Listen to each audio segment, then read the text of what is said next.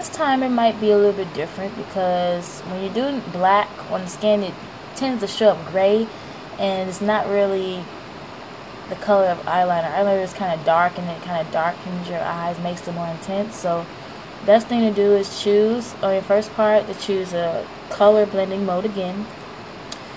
Then when you choose your color overlay, you would choose color burn or something like that, because color burn usually is really good for like lipsticks and stuff, like the color of lipstick, because it really intensifies the red, but it keeps the highlights, so that keeps it looking more realistic than just choosing red over the lips. So you like choose black or gray or something like that. Try to choose something that blends in more, or you can choose soft light again if you want like a gray, you know, or like that. And that could really work really well. So if you want to just keep it like a light shadow, you can do that. Or you can duplicate the eyeliner layer, and it will, when you duplicate the same layer, it makes it darker, so it appears darker. So next thing you would do is go to your filter, then your blur, then Gaussian blur again. And this time you don't want to blur it too much, because then you lose the effect that it's an eyeshadow. So just a little bit more will be okay. You press OK. Then you can duplicate the eyeliner layer, so you would right click and press duplicate layer, and you just say OK. Now everything looks more intensified. The eyes really stand out a little bit more, so you can so that really looks good. And if maybe that's a little bit too much for you, you can always take the opacity down to like about maybe 50% or something like that, and that will make everything look a little bit more natural. So now that we have that done, that's like the basic way of like doing anything, any altering or photoshopping or retouching the face to put like digital makeup on. So that's pretty much the basics right there.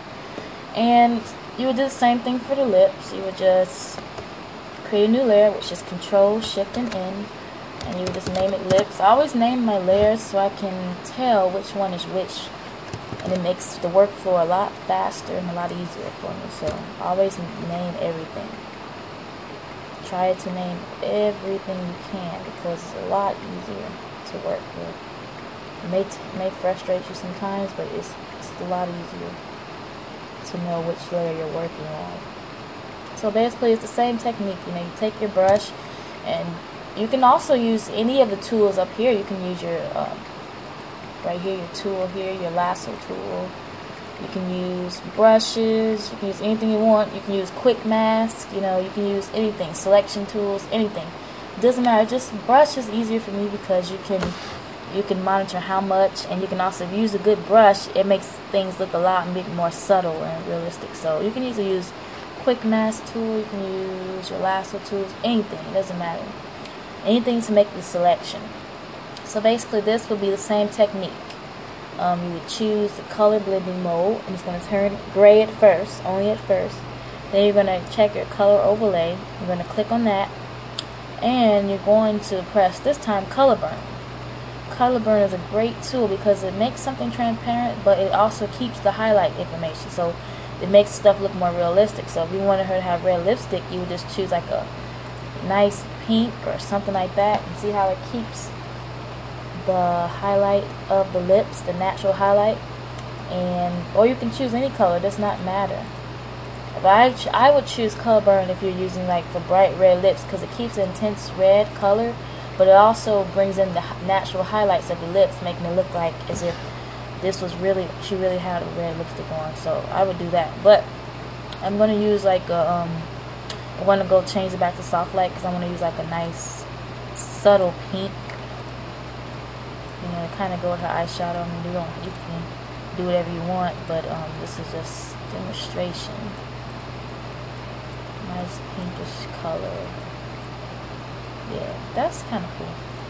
So you can basically, once you have the right color, you just press OK, and it will close out the dialog, and her lips are now changed the color. If you turn the visibility of the lips layer off, you see that it returns to her regular color of her natural color of her lips.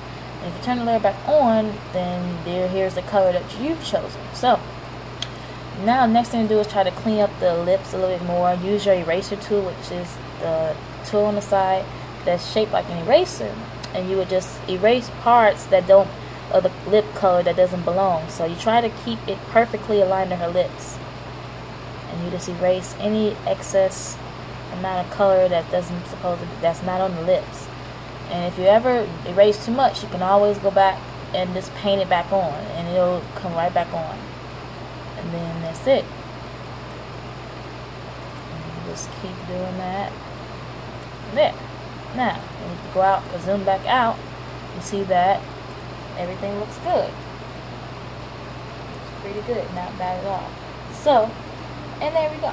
Now, if you want to add like blush or something like that, you just create a new layer, which is Control Shift and N, and name it to blush, and press OK or enter.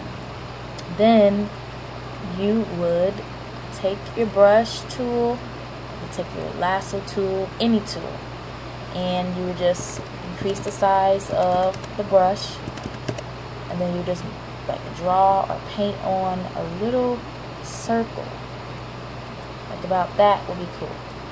And the other side not so big, because it's not really, the way the face is going, it's not really showing her entire cheek, so just a little bit will be okay.